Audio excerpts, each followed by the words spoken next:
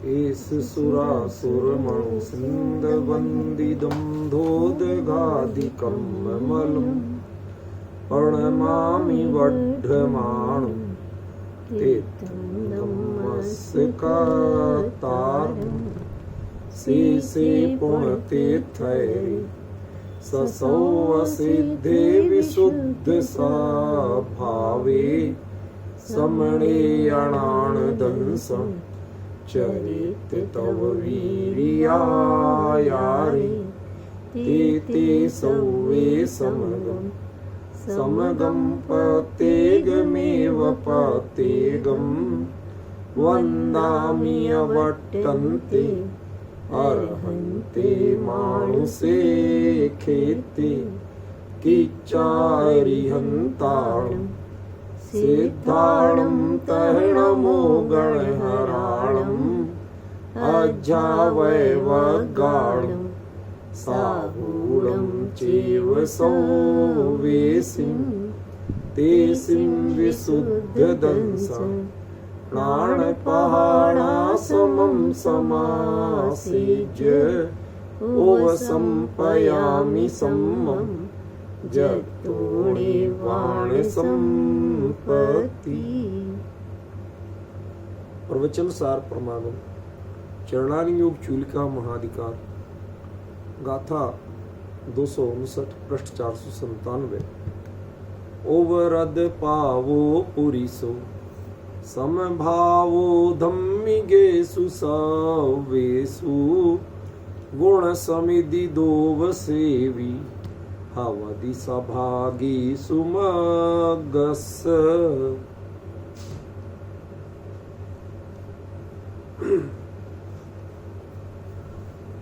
समिति शब्द का अर्थ, आप लोक में यदि समिति शब्द सुना हो तो उसका एक अर्थ समूह भी होता है। किसी कार्य के लिए लोगों की समिति बनाएगी। आज इस कमेटी की में बैठक है, मतलब कुछ लोगों का समूह। तो समिति शब्द मूल में समूहवाची भी है। इसलिए हमें थोड़ा सा इस बारे में ध्यान रखना पड़ेगा कि यहाँ पर समिति शब्द है वो समूहयुक्त, समूहित, मिल करके, कोई इकाई रूप नहीं। देखो बहुत बड़ा अंतर है इस शब्द में, सामान्य नहीं है ये। जब हमें बहुत लोगों की भीड़ बतानी, माने आपकी बहुत की दृष्टि है, तब तक वह समिति नहीं, समझ में? तब तक वो भीड़ तो हो सकती है। समिति माने जिसमें एकता हो। जैसे लोकसभा, राज्यसभा। लोकसभा ने निर्णय किया, राज्यसभा में बिल पास हुआ, तो उसमें चाहे भले ही बहुमत से होता हो, लेकिन पास पूरी समिति के द्वारा माना जाता है कि कुछ लोगों के द्वारा पास माना जाता है? पूरी समिति। पॉइंट समझ में आ रहा है कि नहीं आ रहा विपिन जी? क्या कहा मैंने?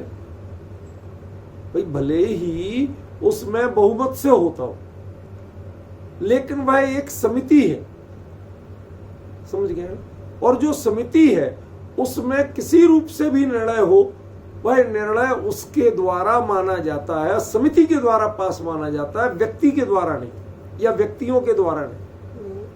ऐसे ही यहां पर यह ध्यान रखना कि यहां गुण समितित शब्द कह के आचार्य देव ने एक संदेश दिया है कि गुणों का भेद की दृष्टि जिसमें नहीं है, ख्याल में, लेकिन निर्गुण वाली बात भी नहीं। तत्वार सूत्र में एक सूत्र आता है, गुणाश्रया निर्गुणा गुणा, सुना है? उसका क्या अर्थ होता है? जो अन्य गुणों के आश्रय भी हैं, फिर भी अन्य गुणों से रहित भी, माने उनकी अपनी मौलिकता है, लेकिन कोई भी अन्य गुणों के बिल्कुल ऐसा नितांत भिन्न नहीं है, उनका प्रदेश भिन्न नहीं। साथ ही वो गुण कहीं ना कहीं एक दूसरे के पूरक भी होते हैं।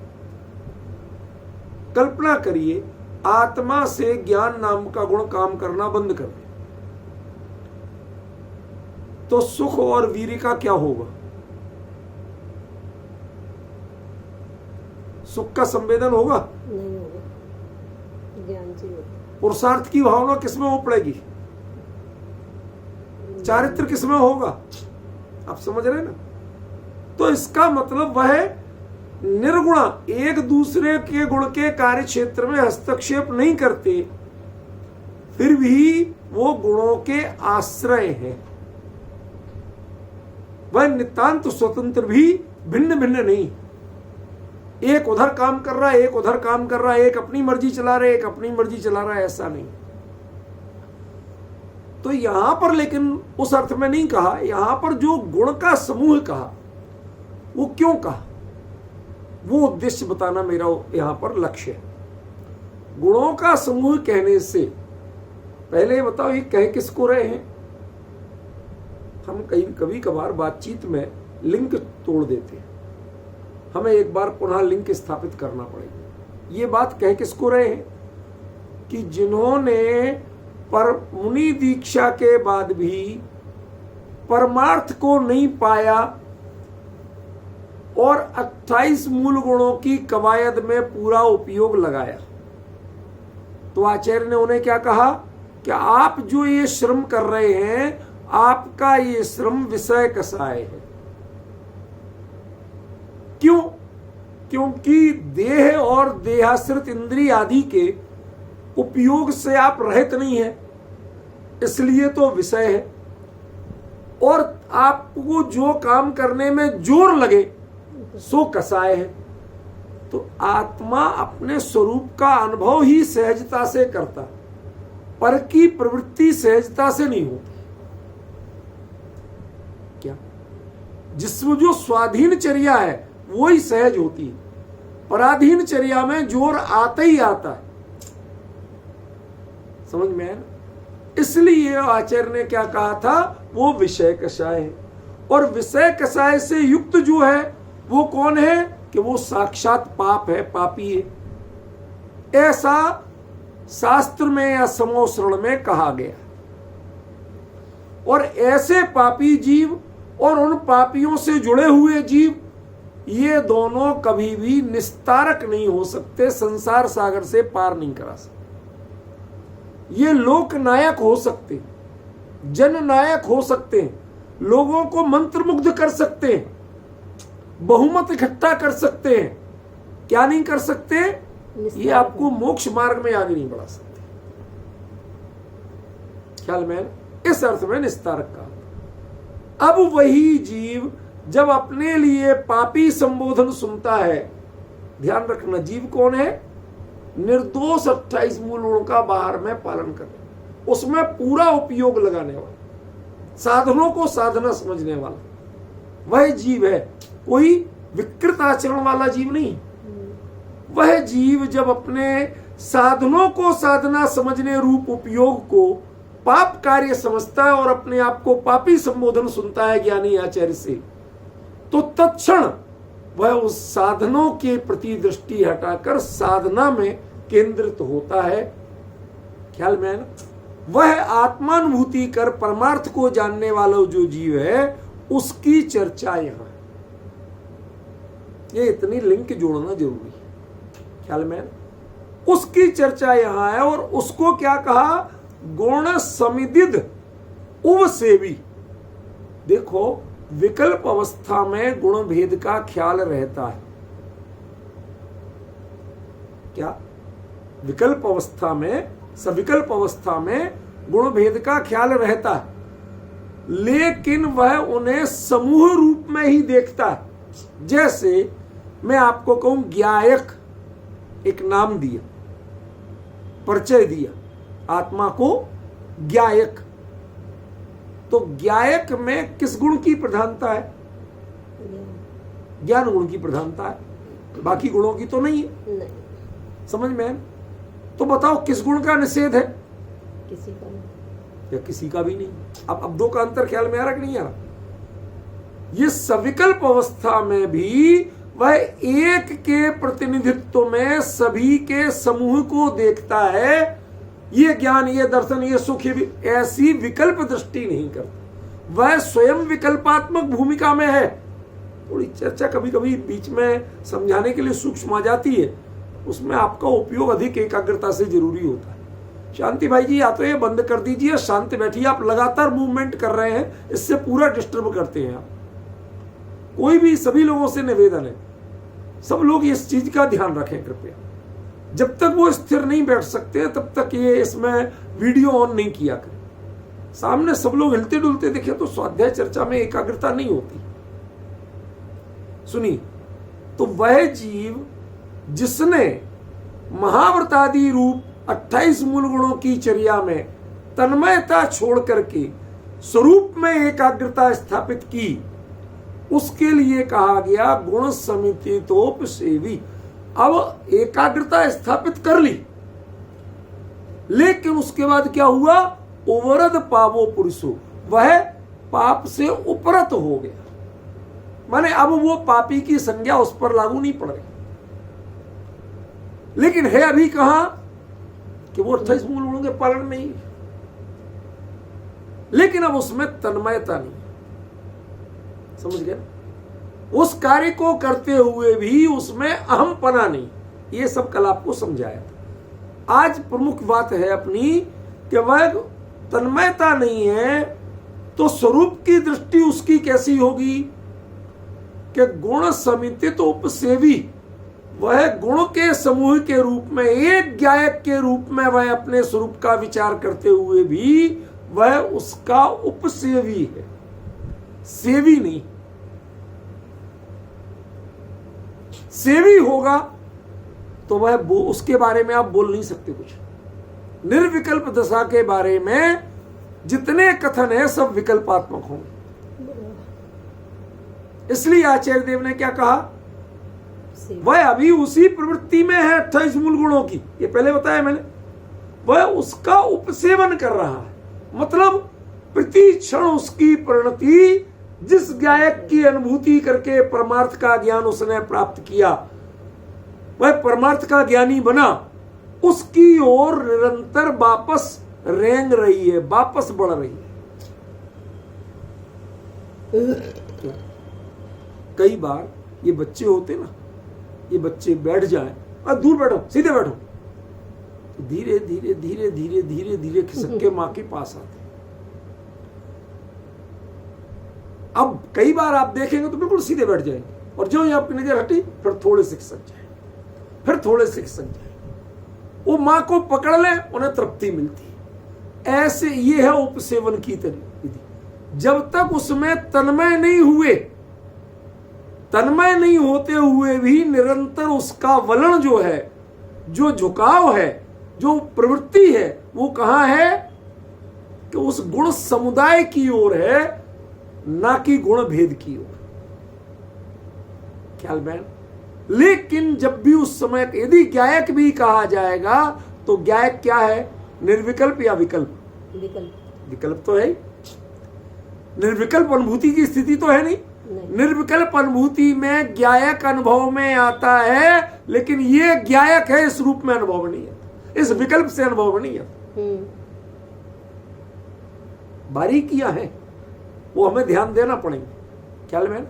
इसलिए आचार्य ने क्या कहा कि वह गुण समितित, वो अन्य की ओर तो विकल्प है ही नहीं उसका, लेकिन गायक का भी यदि विकल्प है तो उसमें वह समूहवाची का विकल्प करता है, भेद का विकल्प नहीं करता।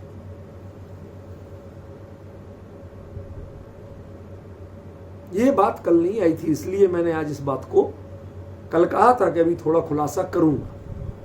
पॉइंट ख्याल में? कितनी बारीकी है।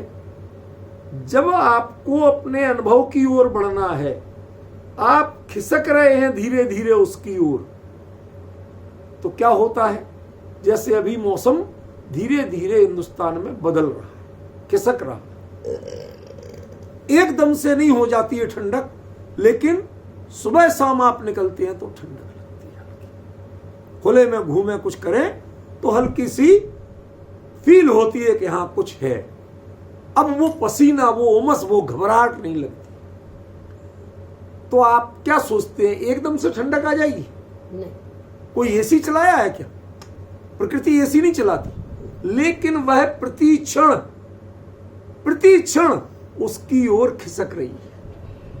ऐसे ही जिसकी प्रणति प्रति क्षण गायक की ओर बढ़ रही है, लेकिन उसमें भी एक खूबी है, उसकी एक पहचान है कि वह गायक भले ही कहे, लेकिन गुणों के समुदाय रूप में कहेगा, वह गुण के भेद रूप का विकल्प नहीं। जो भेद रूप का विकल्प करेगा वो नए करेगा,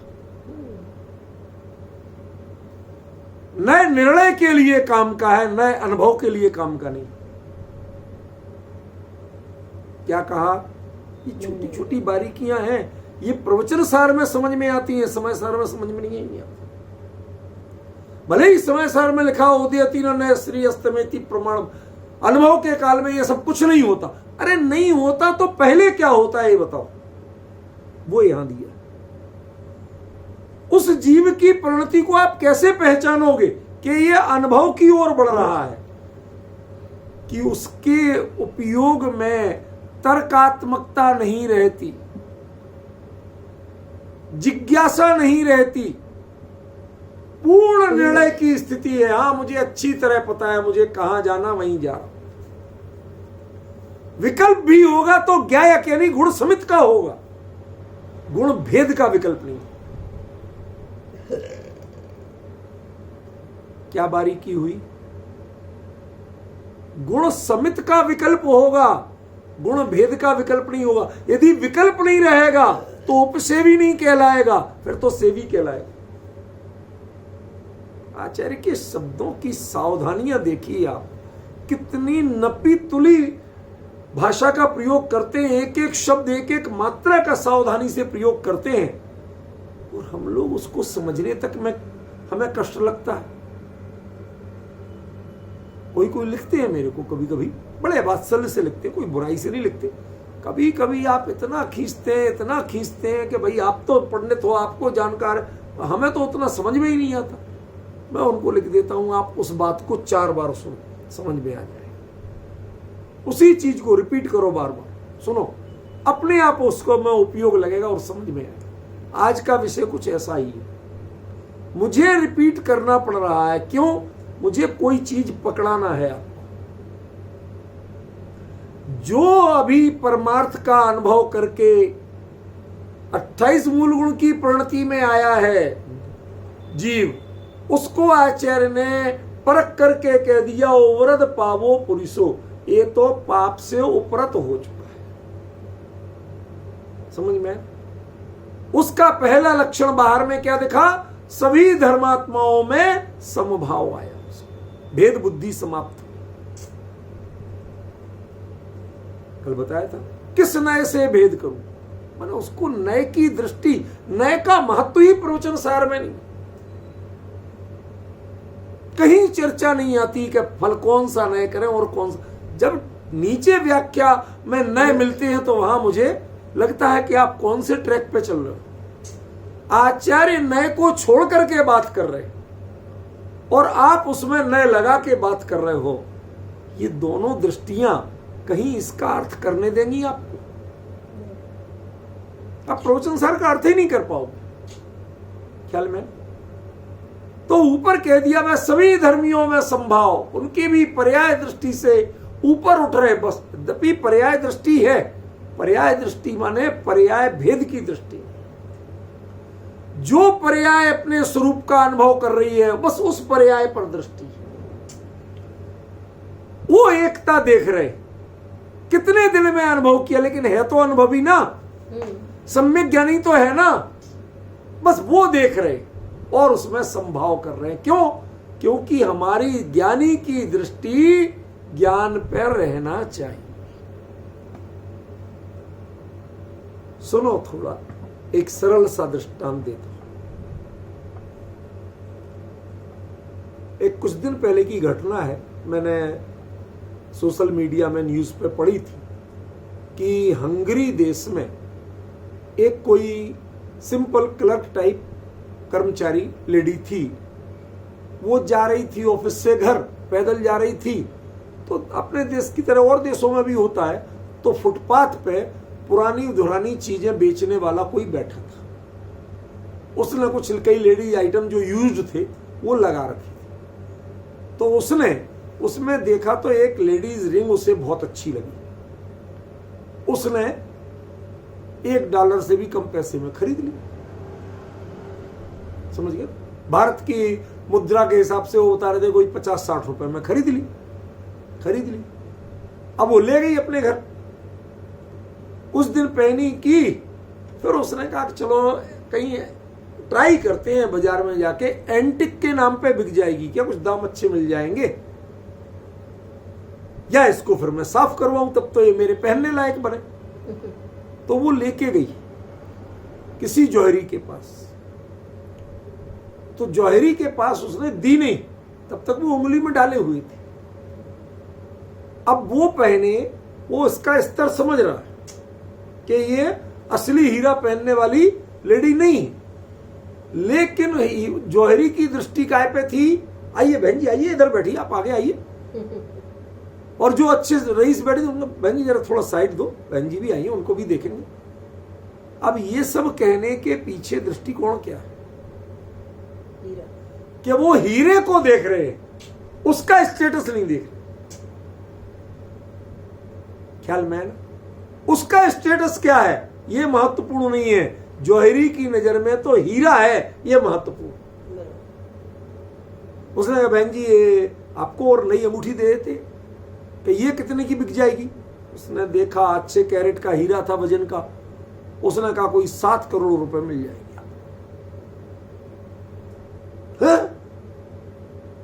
7 करोड़। उससे उस समय उतना बोध नहीं था, लेकिन जौहरी की नजर में वो हीरे वाले थे, वो करोड़पति थे। वो एक हीरा इतना सा लगा था अंगूठी में, बाकी कपड़े साधारण, वेशभूषा साधारण, मेकअप साधारण, सब कुछ अत्यंत सामान्य होते हुए भी ज्ञानी की नजर में वह बेहद महत्वपूर्ण है। बाहर नारक कृत दुख भोगे, अंतर समरस गटा गटी, चिन्ह मूरत दृगधारी की मोहे रीत लगत कछोटा। अब समझ में आया? ये बात कही थी संभावो सम्मिलित। उस संभाव वाले को अपने प्रति दृष्टिकोण क्या होता है कि वो ज्ञायक की दृष्टि करेगा। विकल्प करेगा तो ज्ञायक का करेगा, वह ज्ञान दर्शन का विकल्प नहीं करेगा, गुण भेद का विकल्प नहीं करेगा। यद्यपि ज्ञायक का भी विकल्प है, उसमें ज्ञान गुण की प्रधानता है, लेकिन वह ज्ञान गुण के भेद की दृष्टि से नहीं करेगा। ख्याल में?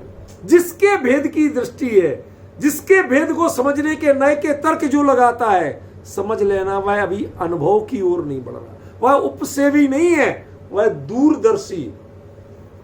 दूरदर्शी माने टीवी को दूरदर्शन कहते हैं ना। वो जो घटना हो रही कहीं दूर हो रही है, आपको दर्शन यहां हो रहा है, दूर के दर्शन हो रहे हैं। आप कैसे हैं, आपके घर की हालत कैसी है, टीवी में दिखती है? कभी नहीं दिखती। क्यों? हमारी हैसियत इतनी नहीं है कि टीवी वाले दिखा। उनका कैमरा जहां होगा वो हमारे घर की टीवी में दिखेगा। तो जो पंडित हैं, नए की चर्चा वाले हैं, वो सब दूरदर्शी। दूरदर्शी माने बड़े ज्ञाता है, इस अर्थ में नहीं कह रहा हूं मैं, ये व्यंग्य का शब्द। दूरदर्शी माने वो दूर का ही देखते हैं, निकट का उन्हें कुछ नहीं दिखता। जो अपने स्वरूप के निकट जा रहे होते हैं, वो किसी नए से अपने बारे में विकल्प नहीं करते, विचार नहीं करते। वो क्या करते हैं? गुण समित, वह गुण के समूह के रूप में अपने स्वरूप का विचार करते हैं। किसी एक गुण की प्रधानता से ही सही, जैसे हमने ज्ञायक कहा, अनंत सुख का निधान कहा, चेतना का पिंड का, कुछ भी कह लो। ख्याल में ना? जो भी कहें, ध्रुव कहो अकेला, जो भी कहें, ध्रुव की अनुभूति बारंबार कहते हैं ना समय सार में, 144 गाथा आदि में कहते हैं ना। वो कुछ भी कहो, जो कुछ भी कहोगे वह एक अनंत गुणों का प्रतिनिधि होगा, उसका समूह के रूप में होगा, उसके भेद के रूप में नहीं। जब परिणति अंदर में ढुलेगी तो भेद के विकल्प नशेंगे, अभेद की दृष्टि बढ़ेगी, तो समझना आप उसके उपसेवी हो, माने नजदीक हो, अनुभव के नजदीक हो। और जब तक आपको भेद के विकल्प रहेंगे, नए की दृष्टि रहेगी, समझने और समझाने का विकल्प रहेगा, तब तक समझना कि अभी आपकी दिल्ली दूर है, आप दूरदर्शी हो, दूर से दर्शन कर रहे हो। सारे पंडित लोग फलाने से ऐसा कहा, ढिमकाने से ऐसा कहा, वास्तव में ये अनुभव की पद्धति का व्याख्यान नहीं है। अनुभव की पद्धति के व्याख्यान में भेद के विकल्प और नए के विकल्प दूर होते, बहुत पीछे छूट जाते हैं। और जब तक उनकी चर्चा रहे तब तक जान लेना कि आप अनुभव के नजदीक नहीं हो, अभी दूर हो, दिल्ली दूर है। समझ में है? आपके लिए लेह लद्दाख जाना हो, वहां तो बहुत ठंड रहती, स्नोफॉल भी शुरू होगी, और आप दिल्ली से चलें, और जब तक आपको हरे भरे पेड़ दिख रहे हैं, कल कल बहती नदियां दिख रही हैं, हाफ शर्ट में लोग दिख रहे हैं, तब तक अभी आपका वो एरिया शुरू नहीं हुआ। यही कहोगे कि नहीं कहोगे? ऐसे ही जिसके नए के विकल्प दिख रहे हैं, समझ लेना भाई अभी अनुभव के आसपास नहीं पहुंचा, वो एरिया शुरू नहीं हुआ, उसके विचारों की परिधि वहां नहीं पहुंची अभी, जहां से अनुभव ही अनुभव की ओर बढ़ता है। उसकी एक पहचान बताई आचार्य देव ने कि वह गुण संविदित उपसेवी, वह उसके बिल्कुल नजदीक होता है। और उसके नजदीक होने की पहचान क्या? कि वह अखंड का विचार करता है, वह खंड खंड का विचार नहीं करता। ख्याल में? उससे यदि विकल्प है, पर पूछोगे कि तुम कौन, कि मैं ज्ञायक हूं, मैं ज्ञान दर्शन आदि प्रसिद्ध ज्ञान आदि गुणों का धनी हूं, नहीं कहे। आपने दोनों शब्द सुने, मैं आपके सुनी हुई बातें आपको सुना रहा हूं, लेकिन उनमें अंतर बता रहा हूं। अभी तक आप दोनों को एक ही अर्थ में लेते थे, मैं प्रसिद्ध ज्ञान आदि गुणों का आधारी और मैं ज्ञायक। इन दोनों में अंतर समझा था कभी? सुनते तो सब थे, पहचानते नहीं थे। आज पहचान करवाने के लिए इस पर जोर दे रहा हूं। डिफरेंस ख्याल में आ रहा? ये पहचान करा रहा हूं कि यदि कोई कहता है मैं प्रसिद्ध ज्ञान आदि गुणों का धारी, माने दिल्ली भी बहुत दूर है, आप कहीं और घूम रहे हो, अभी परिधि में नहीं आए हो। समझ में आया? उस रेंज में आओ तो कुछ करें, जब रेंज से बाहर हो तो क्या करें? कुछ नहीं कर सकते। ख्याल में? ये रेंज शुरू कब होती है?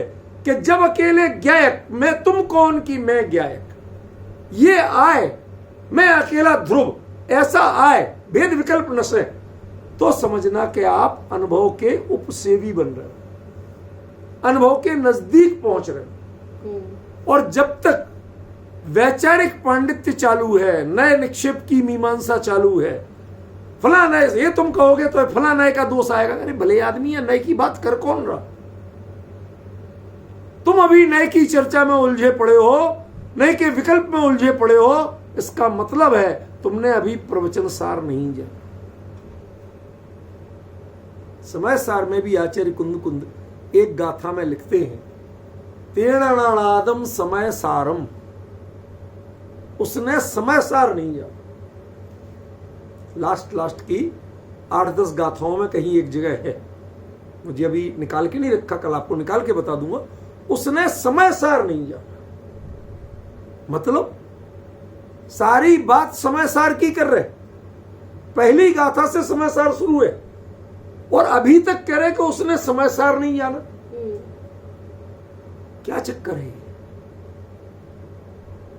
दो बात का अंतर ख्याल में आ रहा? क्योंकि शुरू से वह अनेक प्रकार की नए विवक्षाओं, हर बात में नए लगा लगा के समझा रहे हैं। लेकिन जब सर्वशुद्ध ज्ञान अधिकार में आचार्य बढ़ते हैं तो धीरे धीरे धीरे धीरे उनकी दृष्टि नए की चर्चा से दूर होती है। आपको एक क्लू दे रहा हूं, सर्वशुद्ध ज्ञान अधिकार पढ़ना और बाकी अधिकार पढ़ना आपको नए की चर्चा अपेक्षाकृत बहुत कम मिलेगी। सब अधिकारों में है, सर्व विशुद्ध ज्ञान अधिकार में अपेक्षाकृत कम। मैं नहीं है ये नहीं कह रहा हूं, अपेक्षाकृत कम मिलेगी। वो उनसे पूछा अपराधी कौन, कि जिसने अपने स्वरूप को भूल गया वो अपराधी। इसमें नए विवक्षा नहीं है। जो अपराध करे वो अपराधी, ये नहीं कहा उन्होंने। देखो अंतर क्या है, पाप करे वो पापी, ये नए विवक्षा। लेकिन अपने स्वरूप को भूल गया वो अपराधी, ये नए विवक्षा नहीं। ये स्वरूप का स्मरण है। जो ही वह स्मरण आएगा तो उसे लगेगा अरे मैं अपने स्वरूप को भूल गया था, मैं कितना बड़ा पाप किया। ख्याल में बताया था ना आपको, अवगत राधो जो खलु चेदा सो अवधि अपराध। विपिन जी, यहां जब क्षमावाणी का प्रसंग था तो मुझे क्या दिया, मैं 5 मिनट बोलना, मैंने यहीं पर बात शुरू की थी। मैंने कहा भैया क्षमा तो मांगना, पर अपराध तो तय करो, किस अपराध की क्षमा मांगना। और जब अपराध तय होगा तब तो क्षमा मांगी जाएगी, वरना तो दिखावा होगा और क्या होगा। समझ गए? तो हमने कहा भी पूछे अज्ञानियों से अपराध किसे कहते हैं, तो आचार्य कुंद ने समय सार में आखिरी अधिकार में वो कहते हैं अवगत राधो जो खलु चेदा सो अवधि, जिसने निज गायक को भूला बस वही अपराध है तेरा और वही अपराधी है, वरना तुम अपराधी स्वरूप से नहीं हो। तुम्हारा स्वरूप तो निरपराध है, लेकिन तुम अपराधी क्यों बने? क्योंकि जो स्वरूप निरपराध था उस स्वरूप को तुम भूल गए, ये तुम्हारा अपराध था और कोई अपराध नहीं।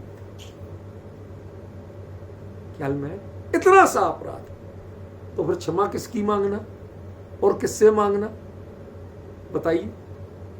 फिर किसके के दरवाजे जाए क्षमा मांगने? अब डिफरेंस ख्याल में आ रहा? आप तय तो करो कोई चीज, मानक तो तय करो। अभी तक आप नए विकल्पों में उलझे। ज्ञानी कहते हैं जब तुम्हें ये नए की जिज्ञासा, ये फुरफुराहट, स्पंदन, कई लोगों को होता है ना, कुछ बात आए तो उनको जोर आता, और बातें आए तो वो थोड़े ठंडे पड़े रहते। जिनको कर्णानी योग का पक्ष होता है, उन्हें जरा से कर्म फिलॉसफी की बात आ जाए तो उनके चेहरे में चमक आ जाती है, हाँ अब हमें बताने का मौका मिलेगा। बाकी में वो लगता है कि हम क्या बताएं। समझ गए? जिन्हें प्रथमान युग की रुचि है, उन्हें इतिहास या पुराण की बात आ जाए तो फटाफट बताने के लिए चमक आती है आंखों में, बाकी में वो ठंडे पड़ जाते हैं। ख्याल में? ऐसे ही जिसे निज गायक की चर्चा आए और जिसके लिए उत्साह बढ़े, जिसकी चेहरे में रौनक आ जाए, लगे कि हाँ भाई मेरी बात आई, समझ में, वो समझना वह गुण समधिदोब से भी है, वह उसके नजदीक जा रहा है। अन्य बातों में जिसकी नए के विकल्प में, निक्षेप के विकल्प में, किसी भी विकल्प में रंच मात्र भी रुचि हो, समझ लेना वह अभी बहुत दूर है। अब बताइए, ये ग्रंथ जिसमें नए और निक्षेप भी नहीं है, उसको प्रमाण का ग्रंथ जो कहते हैं, वो कितने समझदार है। भाई प्रमाण किसे कहते? नए निक्षेप के समग्र समूह रूप को प्रमाण कहते। जिसमें नए निक्षेप तक की चर्चा नहीं है, उस दृष्टि तक का निषेध जिसमें है, उसको लोग शुद्ध आत्महित की दृष्टि का ग्रंथ नहीं कह के प्रमाण का ग्रंथ जब कहते हैं तो मुझे कितनी पीड़ा लगती है। जैसे आचार्य देव ने वहां लिख दिया तेणानादम समय सारम, ऐसे मुझे लगता तेणानादम पवेण सारम। उन्होंने तो प्रवचन सार को जाना ही नहीं है। जिन्हें इसमें नए के विकल्प और नए के भेद दिखते हैं, उन्होंने प्रवचन सार को जाना ही नहीं। कुंद आचार्य का इकलौता ग्रंथ है जिसमें पूरे ग्रंथ में कहीं नए शब्द का प्रयोग नहीं बता सकते। मूल गाथा कहीं नए शब्द का प्रयोग, कहीं निश्चय न, व्यवहार न, द्रव्यार्थिक न, पर्यार्थिक न। जहां कहीं भी दब्बत थी, पज्जत थी शब्द आया है, वो दूसरे अर्थ में आया, वह नए के अर्थ में नहीं आया। समझ में आया? वो ज्ञेय तत्व प्रज्ञापन में सत के अर्थ में आया। सत द्रव्य भी है, सत पर्याय भी। उत्पाद व्यय ध्रुव युक्तम सत बोलते कि नहीं बोलते? उत्पाद भी सत है, व्यय भी सत है, ध्रुव भी सत है। ख्याल में? तो जो पर्याय है वो भी अस्तित्व रूप है, द्रव्य है वो भी अस्तित्व रूप है, किसी का कभी विनाश नहीं।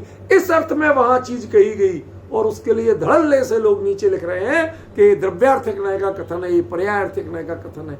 ऐसी जगह में क्या आपको पीड़ा नहीं लगेगी, खेद नहीं होगा कि हम किससे पूछने गए, किससे पढ़ने गए? पढ़ाने वाले को ही अभी मूल का पता नहीं कि मूल ग्रंथकार क्या कह रहे हैं। ये अंतर हमें पहचानना पड़े। और जिसके लिए प्रमाण, नए, निक्षेप इत्यादि सारे जितने निर्णयात्मक विकल्प हैं, इसके विकल्प तक नहीं उठते, कोई रुचि नहीं होती, जरा भी जिज्ञासा नहीं होती, आंख खोल के देखने का भाव नहीं। छोटा दृष्टांत दे रहा हूं, आगे थोड़ा क्षमा करके चलना। जैसे किसी व्यक्ति का या जानवर का दृष्टांत तो मैं जो दे रहा था वो ही दे देता हूं। शेर का पेट भरा हो, शेर नॉर्मली 7 दिन बाद अपने भोजन के लिए जाता है। 7 दिन, एक दिन बार पेट भरा नहीं, पड़ा रहता। उसके सामने हिरण कूदते रहे और वो कुछ नहीं करता,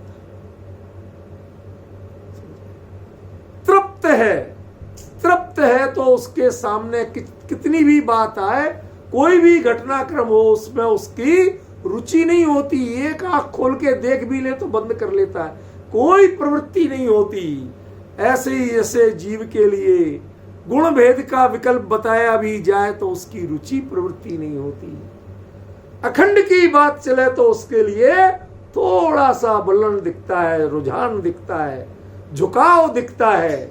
उसका नाम है गुण संदोष सेवी अवधि सभागी सुमंगस।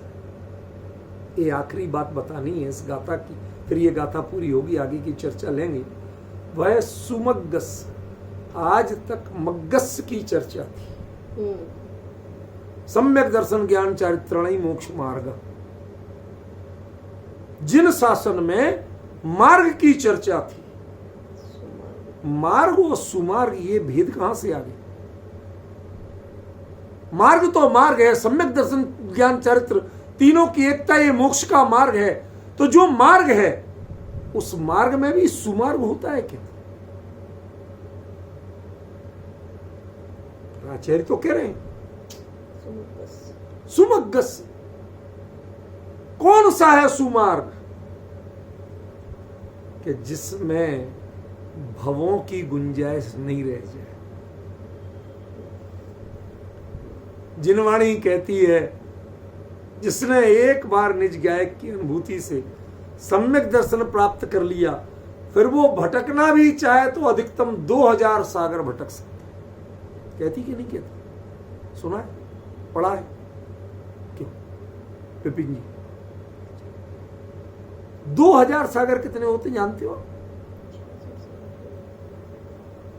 2000 सागर, जो बोल रहा हूं सोच के बोल। क्या विपिन जी? सम्यक तो हो जाए, सम्यक तो छूट जाए, भटके कितना? 2000 सागर के सीमा में पुनः सम्यक तो लेके वह मोक्ष मार्ग में आरूढ़ होके मोक्ष जाएगा ही जाएगा, इससे ज्यादा नहीं भटक सकता। सम्यक दर्शन रहते हुए 2000 सागर नहीं कहे। सम्यक दर्शन एक बार प्रथमोपम सम्यक दर्शन हो और छूट जाए, और छूटने के बाद वापस मिथ्या दृष्टि हो जाए और उसी में रम जाए, तो भी वो एक समय का प्रभाव, एक समय के अनुभव का प्रभाव वह 2000 अधिकतम 2000 सागर भटकने देगा, इससे अधिक नहीं भटकने देगा। ऐसा कहा गया। समझ में आया? आपने बड़े से बड़े तीर्थंकर आदि महापुरुषों का भी जीवन चरित्र पढ़ा होगा, तो उसमें 9 भाव का वर्णन होता है। पार्श्वनाथ हो कमठ के 9 भाव दिए के नहीं दिए? महावीर के 10 भाव दिए के नहीं दिए? आप सारे तीर्थंकरों, सारे महापुरुषों के पढ़ लो। इन सबको सुमार्ग नहीं कहा कुंद ने। इतनी लिबर्टी दे, इसको सुमार्ग नहीं कहा। एक तीर्थंकर प्रकृति बंधने के बाद और एक चरणान योग की चूलिका की ओर बढ़ने वाले, इन दो के लिए इसका पुरुषार्थ जो करते हैं उनके लिए सुमार्ग होता है, बाकी के लिए मार्ग होता है। धैर्य से सुनना जो बात कह रहा हूं। जिनके कई भाव गिनाए जा सकते हैं, चाहे आपने कुछ भी बढ़िया काम किया हो, यहां भौतिक उपलब्धियां और आध्यात्मिक उपलब्धियां कोई महत्व नहीं रखती हैं। यहां ये बताओ कि तुम संसार में रहे क्यों, ये तो बताओ। जब तुम्हें निज गायक का अनुभव मिल गया और तुम संसार छोड़ के चल दिए वैराग्य लेके, उसके बाद संसार में रहना क्यों पड़ा, ये बताओ। स्पष्टीकरण दो। This is an so called notice. समझ रहे? एक आपको कारण बताओ नोटिस दिया जा रहा है। क्या आप संसार में रहे क्यों, ये तो बताओ। जब आपके लिए स्वरूप का अवलंबन मिल गया था तो फिर रहे क्यों?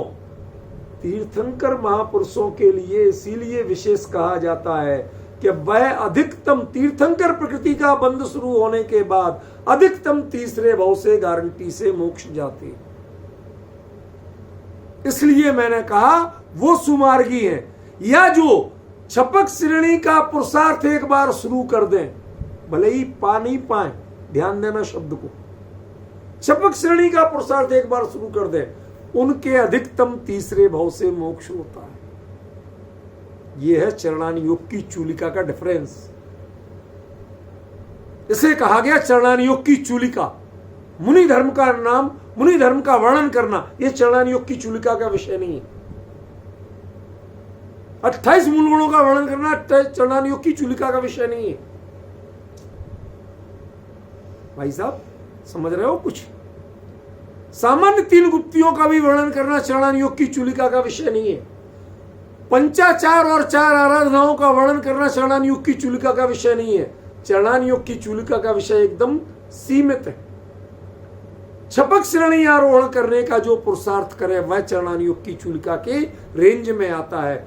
जो भले ही सफल हो या नहीं हो, ये नहीं कहा, उसका पुरुषार्थ करने वाला उस लेवल तक तो पहुंचना पड़ेगा। समझ में? इसलिए आचार्य देव बार बार उसको स्मरण कराते हैं, आपको याद दिलाते हैं। यहां पर याद दिलाया, भले ही अभी तक वो परमार्थ को भूला हुआ था, लेकिन अब वह अपने स्वरूप की ओर इतना वलन हुआ, उसका इतनी एकाग्रता, इतनी तन्मयता बढ़ी कि वह उसका उपसेवी बन के रहेगा, दूसरी चीज नहीं सुहाती।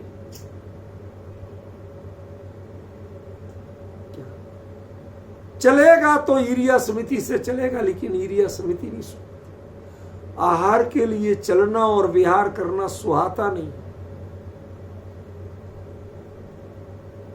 कल्पना कीजिए, जिन मुनिराजों के लिए एक जगह नहीं रहना ऐसा निर्देश दिया, उनके लिए विहार करना नहीं सुहाए, तो आप तो कहोगे भाई साहब कुछ यहां मोह बढ़ गया होगा आपका इस गांव से। आप समझने की कोशिश कीजिए, कौन जाए और कहां जाए, तो जहां बैठे बस यहीं पर बारंबार प्रयास कर रहे कि बस अपने में जम जाए तो बाहर ही नहीं आए। अब 28 मूल गुण सुहाते नहीं, करते हैं जब प्रवृत्ति होती है तो प्रॉपर करते हैं, लेकिन जिन्हें सुहाते नहीं, बड़ा सटीक शब्द प्रयोग कर रहा हूं, बहुत से काम हम करते हैं पर सुहाते नहीं, रुचि नहीं। समझ गए? एक क्षण को भी जिनकी उसमें कोई रुचि नहीं होती, जरा भी मजा नहीं आता है, जरा भी अच्छा नहीं लगता है। क्या किसी को डॉक्टर ने हाई डायबिटीज बताई हुई है, अब कोई कहने नहीं भाई साहब हमारे यहाँ बच्चे का जन्मदिन है, आज फला प्रोग्राम है, इसमें जरा सा तो लेना ही पड़ेगा। अब बताओ वो मिठाई उसे मीठी लगेगी कि नहीं? मैं बड़ा कड़वा शब्द प्रश्न कर रहा हूं आपसे, विपिन जी, वो मिठाई मीठी लगेगी कि नहीं? कि जुबान को तो मीठी ही लगेगी, लेकिन उसे मजा नहीं आएगा, उसकी रुचि नहीं बढ़ेगी। वो किसी तरह मुंह बना के आपकी बहुत इज्जत है, इतना सा दे दो, उसको यद्यपि मीठा बहुत पसंद है, रहा है बचपन से, लेकिन जब से ये जाना है कि ये मेरे लिए अहितकारी है, तब से वो मीठे में बिल्कुल रुचि खत्म हो जाती है, जहर लगता है। जुबान को तो अच्छा लगता है, लेकिन उपयोग में नहीं चढ़ता। ऐसे ही जिनके लिए 28 मूल गुणों की चर्या करना उपयोग में नहीं चढ़ता है, वह अपने गायक का उपसेवन ही करना चाहते हैं, निकट भी रहे तो इसके रहना चाहते हैं, अब समाज के निकट नहीं रहना, गांव के निकट नहीं रहना, नगर के निकट नहीं रहना, जन समुदाय के निकट नहीं रहना, अरे और तो और संघ के निकट भी नहीं रहना। संघ में रहे पर संगम के निकट नहीं। बीच में चर्चा आई थी, विपिन जी यदि याद हो, जब मैंने एक दिन बताया था कि संघ में रहते हुए आचार्य ने कहा सब लोग फला प्रतिक्रमण कर लो, जो प्रतिक्रमण नहीं कर रहा हो, आचार्य तिरछी नजर से देखते हैं और जो ही भाप लेते हैं कि ये तो अपने स्वरूप में चढ़ रहा है, तो बिना हाथ जोड़े भाव वंदना करके बाकी की ओर देखने लगते हैं। वो बताया था दृश्य, आपको घटित करके बताया था, ये वो चीज है, रुचि में नहीं चढ़ता, ख्याल में। ऐसी परिणति जिसकी हो जाए वह सुमार्ग का भागी है, मार्ग का भागी नहीं। मार्ग तो संपूर्ण मोक्ष मार्ग है, लेकिन सुमार्ग वही है जो तद्भव या अधिकतम तीसरे भव में अनिवार्य रूप से मोक्ष कराए, जिसे स्थिति और अनुभाग अच्छे से अच्छे कर्म के भी सुहाते नहीं। अरे और तो और क्या कहें, जिसे तीर्थंकर प्रकृति सुहाती नहीं है, उससे पूछो तुझे तीर्थंकर बनना है तो मना कर देगा, नहीं बनना। क्यों? क्योंकि मुझे तो जल्दी से जल्दी वहां जाने की रुचि है। आपको भी कई चीजें पता नहीं है। आपके 5 बालक तीर्थंकर हुए कि नहीं हुए? हुए? ये अपवाद है, ये हुंडा और सर्पणी काल के कारण हो गए, वरना सब तीर्थंकरों के गारंटी से शादी होती है। संसार होता है। अभी आप कई चीजें ऐसी हैं कि जो आप थोड़े प्रथमान योग या करणान योग के विषय अपने को पता नहीं होते, रुचि नहीं लेते, कोई बात नहीं, कभी कभी हम भी जान लेते हैं, तो आपको पक्की बात बता रहा हूं। ये हुंडा और सर्पणी काल दोष के कारण 5 अपवाद हो गए, वरना कोई बालयती नहीं होते। होने को तो सारे तीर्थंकर 8 वर्ष के होते ही नियम से अणुव्रत अंगीकार करते हैं।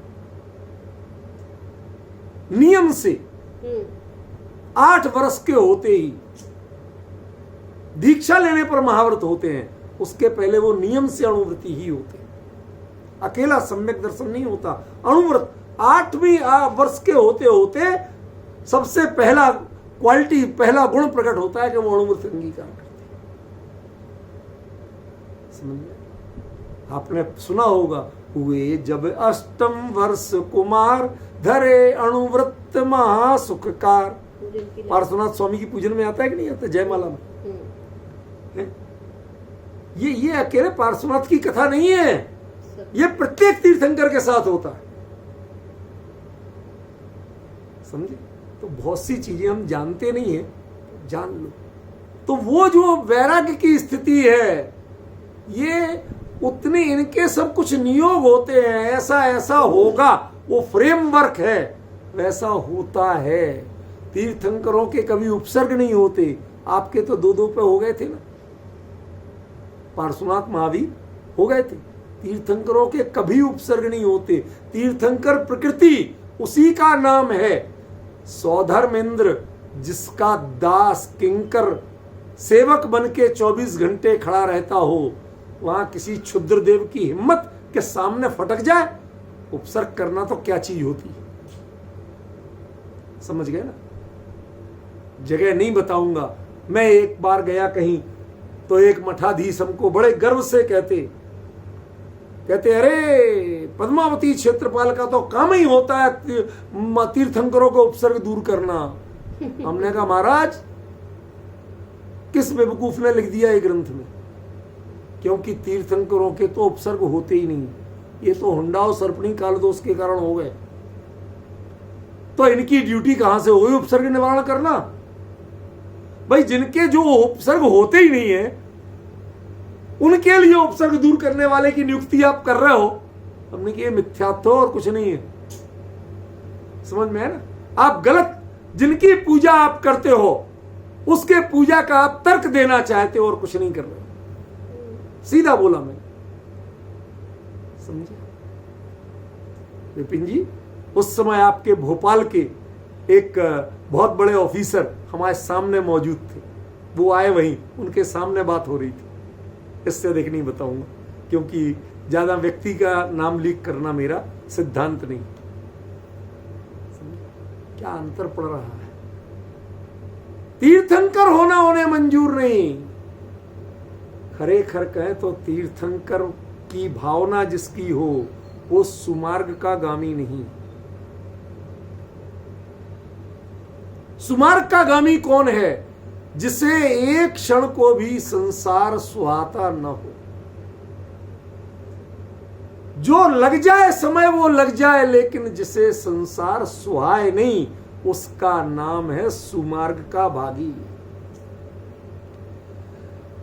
जिसे गायक में गुण भेद नजर नहीं आए, उसकी चर्चा ना सुहाए, वह होता है सुमार्ग का भागी।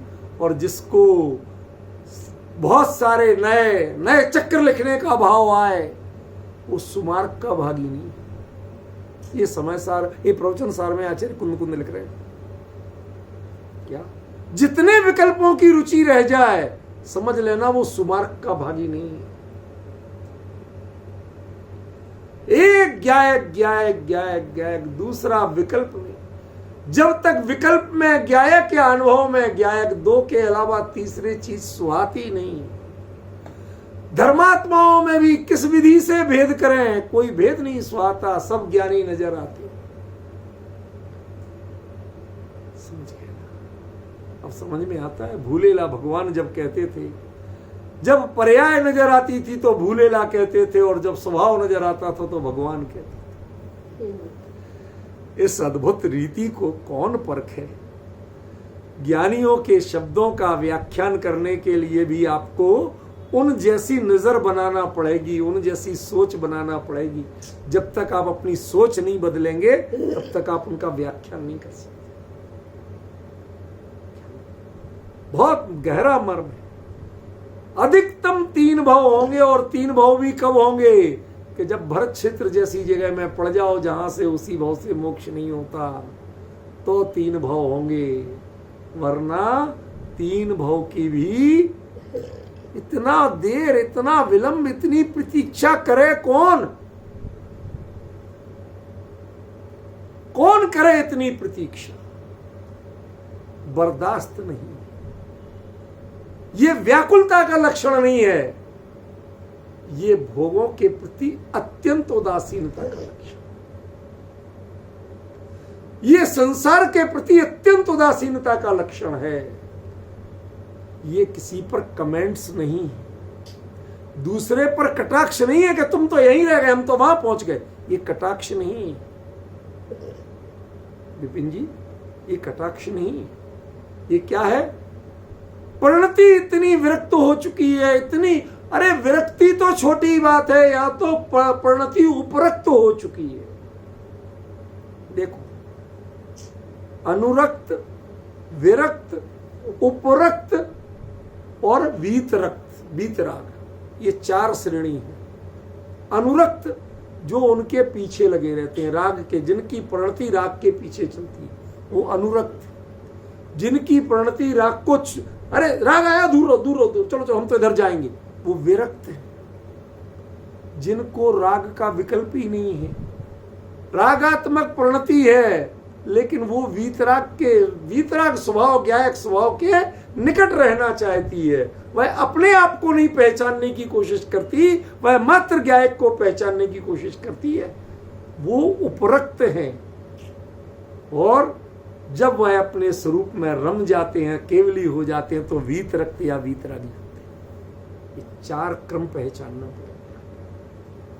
यहां चर्चा किसकी है? उपरक्त की चर्चा है। जिसे निज ज्ञायक के अलावा कुछ सुहाता नहीं, पांडित्य जिसे नहीं सुहाता, हमें तो ये आश्चर्य लगता है। इसीलिए मैं कहता हूं कि प्रवचन सार कुंद कुंद का आखिरी ग्रंथ था, क्योंकि इसके बाद तो उन्हें ग्रंथ लिखने का राग भी नहीं सुहाता हो। 83 पहले लिखे गए तो लिखे गए, लेकिन प्रवचन सार के बाद कुछ नहीं लिखा गया। क्यों? क्योंकि वो जान रहे थे कि अब मुझे सुमार्गगामी बनना है। मेरा इतना भाग्य हो कि मैं सुमार्ग पे रहूं, मतलब अधिकतम तीसरे भाव में मोक्ष जाऊं ही जाऊं। उसकी परिणति कैसी होती है? ज्ञायक के नजदीक बसना। अब मुझे आश्चर्य लगता है विपिन जी, थोड़ा समय तो 2-3 मिनट बचा है, पर बताता हूं शॉर्ट में। कुंद कुंद मुख्यतः 3 जगह है। जन्मभूमि कोण कुंडला हो गई, वहीं दीक्षा हो गई, पर परिचित क्षेत्र था। थोड़ी बहुत रचनाएं वहां की, काम किया, फिर छोड़ के सीधा पोन्नूर जा गए, वहां बसे। सारे ग्रंथों की रचना वहां हुई। होते होते वहीं से जब लास्ट में सब कुछ लिख लिया, पर अंदर में कुछ जिज्ञासाएं विद्यमान थीं, उनका समाधान नहीं मिल रहा था, तो उनके लिए विदेश क्षेत्र गए। विदेश क्षेत्र से लौट के आए, और जो समाधान मिले उसके बाद में अब कोई ग्रंथ नहीं लिखना। भगवान की वाणी का सार जो मैंने अपने लिए मार्ग पाया वो लिख दिया, इसके अलावा अब कुछ नहीं करना। अब मात्र सुमार्ग का भागी बनना है मुझे, उन्मार्ग का भागी नहीं बनना। ये स्वर्ग आदि उन्मार्ग है। इसलिए मैं कहता हूं कि वह अकेले लौकांतिक देव हुए होंगे। अन्य किसी देव में वो पवित्रता नहीं है कि जहां संयम के भाव की रक्षा हो सके, जहां विरक्ति के भाव का पोषण हो सके, जहां निरंतर उपरक्ति के भाव की रक्षा हो सके। ये और कोई स्वर्ग में भूमिका नहीं, कोई विमान नहीं है ऐसा जहां पर इस की रक्षा हो सके। वहां पर रह करके वो जीव गारंटी से, यद्यपि सौधर्मेंद्र आदि भी सर्वार्थ सिद्धि के भी वो अगले भाव से गारंटी से जाते हैं, लेकिन उनकी आयु बहुत होती है और इनके प्रपंच बहुत होते हैं। क्या अंतर है? सौधर्मेंद्र के प्रपंच बहुत होते हैं और उनकी अहमिंद्रों की आयु बहुत होती है। न स्थिति बंद तीव्र चाहिए था और न अनुभाग बंद तीव्र चाहिए था। इसलिए उन्होंने वो ऐसे भाव भाए जो सुमार्ग के भागी होते हैं, वो लौकांतिक देव होके अगले भाव में 8 वर्ष के होते होते तो दीक्षा ले लेते, और दीक्षा लेके अति अल्प काल में केवल ज्ञान लेके मोक्ष ले जाते हैं। ये है सुमार्ग। इसके भागी बनने की कला ये चरणानी योग की चूलिका है, इसलिए इसका नाम चरणानी योग चूलिका। ये अर्थ जिसने नहीं निकाल पाया, ये मर्म जिसने नहीं निकाला, उसने चरणानी योग की चूलिका को नहीं जाना, उसने सामान्य मुनि धर्म की बातों को जाना। इसकी विशेष चर्चा कल थोड़ी देर करेंगे, फिर अगली गाथा प्रारंभ करेंगे। आज समय